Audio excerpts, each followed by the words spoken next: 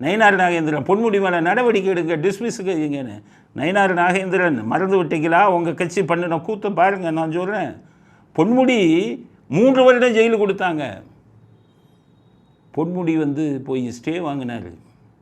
முதல்ல அவர் ராஜினாமா பண்ணார், அப்புறம் போய் ஸ்டே வாங்கினார். ஸ்டே வாங்கினோடனே எனக்கு திருப்பி எனக்கு மந்திரி பதவி கொடுங்க, பதவி பிரமாணம் செய்து வைங்கன்னு கவர்னர்கிட்ட கொடுக்கும்போது முடியாது என்று சொன்னார் கவர்னர். இன்றைக்கி டிஸ்மிஸ் பண்ண சொல்கிறீங்களே, அன்றைக்கி முடியாதுன்னு சொன்னார். உடனே அதற்காக சுப்ரீம் கோர்ட்டுக்கு போனார் பொன்முடி. எனக்கு மந்திரி பதவியை பதவி பிரமாணம் செய்து வையுங்கள், கவர்னருக்கு உத்தரவிடுங்கள்னு. அந்த வழக்கு நடக்கும்போது உங்களுடைய அட்டர்னி ஜெனரல், மத்திய வழக்கறிஞர், மத்திய அரசின் வழக்கறிஞர் வாயவே திறந்தாரா? வெங்கட்ரமணி கேளுங்க, வாயவே திறக்கலை. பொன்முடிக்கு ஆதரவாக இவங்க அமித்ஷாவை ரெடி பண்ணி பொன்முடிக்கு ஆதரவாக வாயவே திறக்கவில்லை அன்னைக்கு அட்டர்னி ஜெனரல் வெங்கட்ரமணி. அதனுடைய விளைவு என்னாச்சு?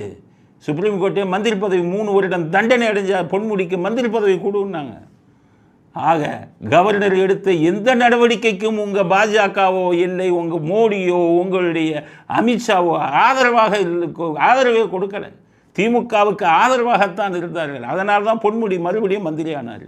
இப்போ திருப்பி போய் பொன்முடி மேலே நடவடிக்கை எடுங்க, பொன்முடி மேலே டிஸ்மிஸ் பண்ணுங்கள். பொன்முடியை டிஸ்மிஸ் பண்ண சொல்கிறதுக்கு உங்கள் பாஜகவுக்கு ஏதாச்சும் ஒரு இது இருக்கா? உங்களுக்கு அடிப்படை தகுதி இருக்கா? அவனுக்கு பூரா ஒத்து போனதே நீங்கள் தானேயா? அவனுக்கு பூரா பீட்டியமாக இருந்தவனே நீங்கள் தானே. இன்றைக்கி போயிட்டு பொன்முடியை டிஸ்மிஸ் பண்ணுவார். அந்த இளிச்சவாயன்ல அந்த இளிச்சவாயை டிஸ்மிஸ் பண்ணுவார். அவர் கோர்ட்டுக்கு போவார். நீங்கள் அவனோட சேர்ந்துக்கிட்டு வாயவே திறக்க மாட்டீங்க. அவனுக்கு ஆதரவாக தீர்ப்பு வரும். இவருக்கு அசிங்கப்படுறது பூரா கவர்னர், முகத்தில் கறி பூசி இருப்பீங்க கவர்னருக்கு. இன்றைக்கி போய் உங்கள் வசதிக்கு போய் திருப்பி டிஸ்மிஸ் பண்ணுங்கன்னா என்ன கூத்து? புரிஞ்சுக்கோங்க, பாஜகலாம் புரிஞ்சுக்கோங்க, உங்கள் கட்சியில் என்ன பண்ணுறாங்கிறத புரிஞ்சுக்கோங்க.